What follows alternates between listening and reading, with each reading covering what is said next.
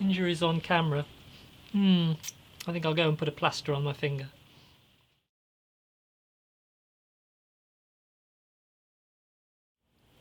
Time for final finishing of the bridge. I'm going to work my way up through the grits, starting with 240.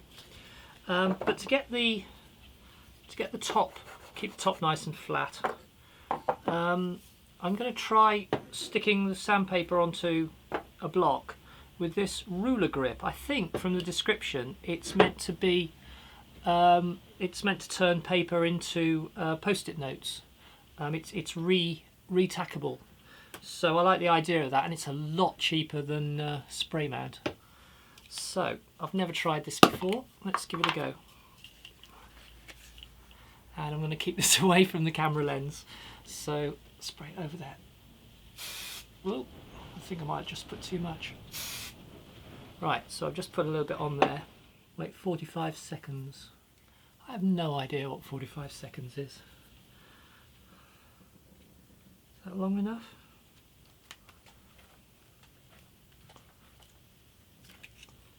Yeah, that certainly will stick enough to stop it slipping, so yeah, that seems to be alright.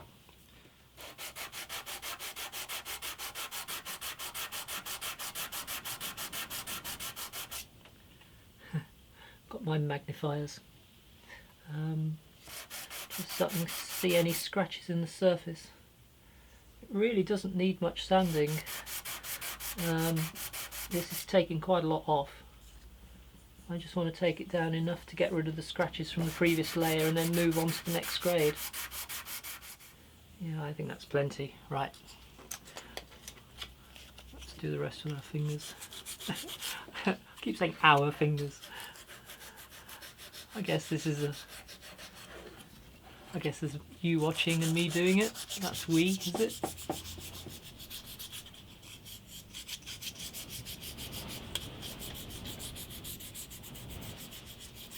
I'm surprised how much this is taking off. It's I don't know, it's the nature of the aluminium oxide paper. I think it's quite aggressive. It certainly makes it easier to sand.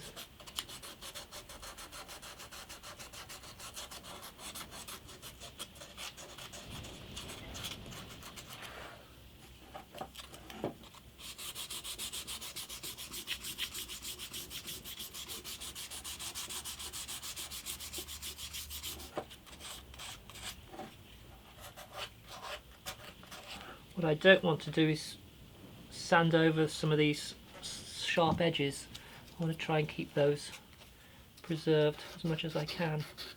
I can see that there are scratches on the side here, so I've got to get rid of those.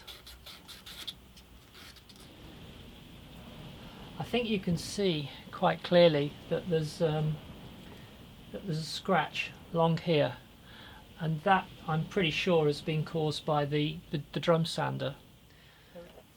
There is a very slight scratch just there, which I'm not sure is particularly obvious on video, but these are the sort of things I'm trying to remove. I think it'll be worth it. I want to get a perfect surface. That is actually quite obvious, that less so, but nevertheless there is a scratch there, right, just along there. I need to get rid of that. You know what? Rather than use this magnifying headset, I think I'm going to employ my superpower. I wear contact lenses, and I think I'm going to go and take my contact lenses out. I'm short-sighted, and that will effectively put a couple of magnifying glasses in front of my eyes anyway, and I'll just work really close up. I really am quite short-sighted, but that will be a big bonus here. So I'll just carry on with the 240 grits until I'm happy that I've got rid of all of the scratches.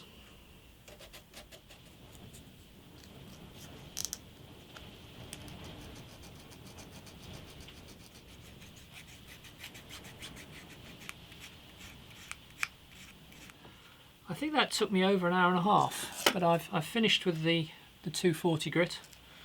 So now we're on to 400 grit.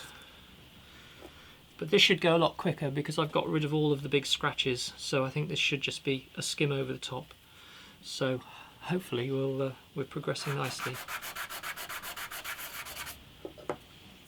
Yeah, and I can feel where we're starting to get a little bit of a polish onto this.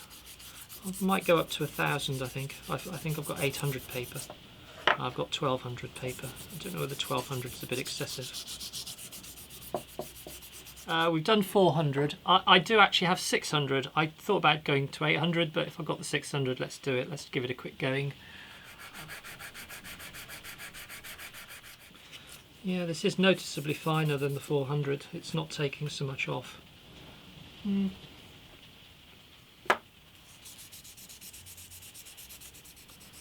of course the dust is a lot finer.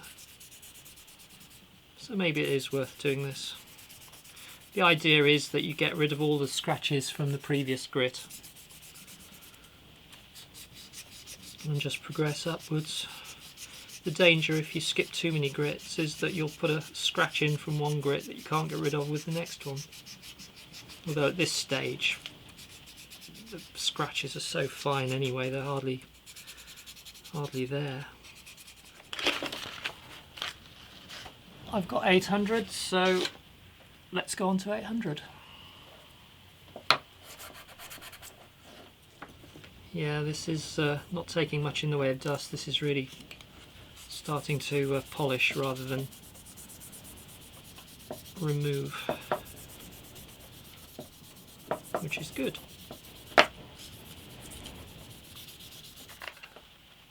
I have 1,000 grit, so I will use 1,000 grit. Rather than debating whether I should or not. I've got 1,200 and I may use that too. Polish, polish, polish.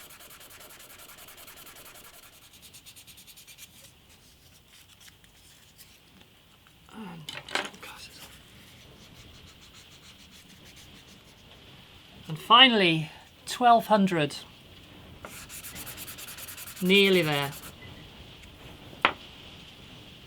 The paper seems to be losing its abrasive. The colour of the dust is the colour of the paper, not the rosewood. I don't suppose this really matters, but I'll keep going. Nearly there. Final sanding done, and it is beautifully smooth. It would benefit from a little bit of finish, I think, but that's a decision I've got to make, whether to have it bare.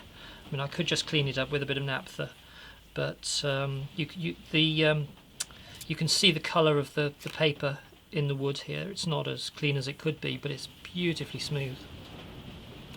So next thing is to get it off the block, and this is where these slots come in. What I'm going to do is I'm going to saw the block off, and then we only have small pieces of thin wood attached to the bridge, because of course trying to prise this off the block, I'm worried about breaking the arms off it. But because we've got these slots here, when I saw it away, we're only going to have small little pieces of wood and pine, much thinner and weaker than the rosewood, and so if anything breaks, it should be the pine. So next thing is to get this sawn off.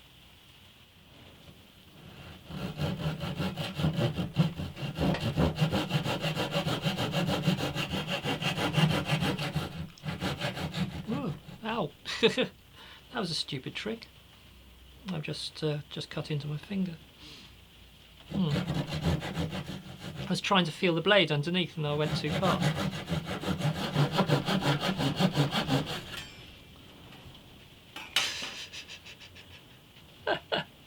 Injuries on camera. I think I'll go and put a plaster on my finger. That was silly. Plastered up. Don't worry, I'm not bleeding much.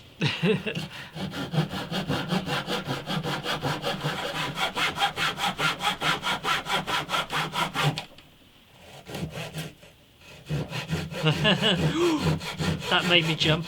I thought I'd broken the bridge, but no. There you see, it's already come off nicely. but it certainly made me jump, because when the bridge gave, actually it felt like the arm was the thing that gave. But now I haven't got to worry. These should come off fairly easily, I think. No, let's do this properly. Let's right. Should just prise off without any trouble.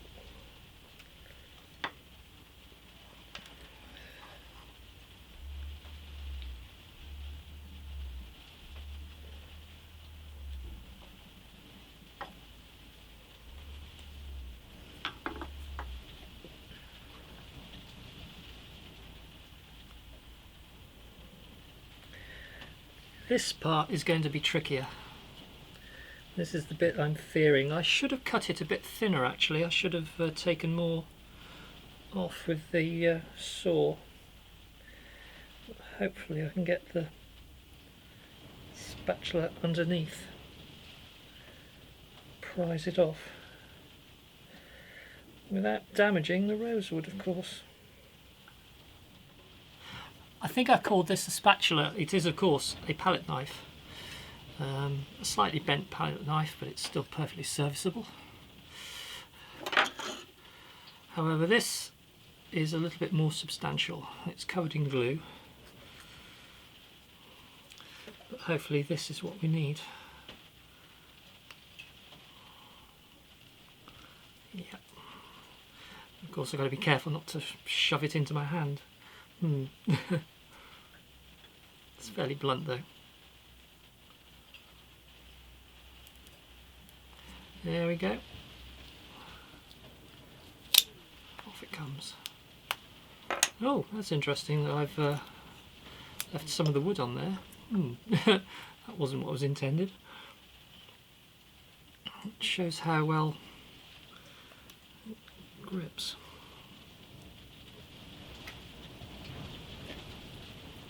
Yeah, this was the tool to use from the beginning. There we go. That was actually easy once. The palette knife is not the thing to use. It's just too flimsy. You need something a bit more substantial but thin. So, a butter knife. Is that a butter knife? I don't know.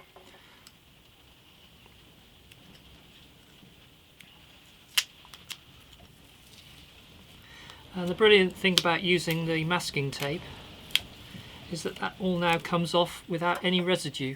If that was double-sided tape, we would have had a hell of a job getting it off anyway, and it would have left all loads of sticky residue. But there we have a rather slender but beautifully formed bridge. I thank you.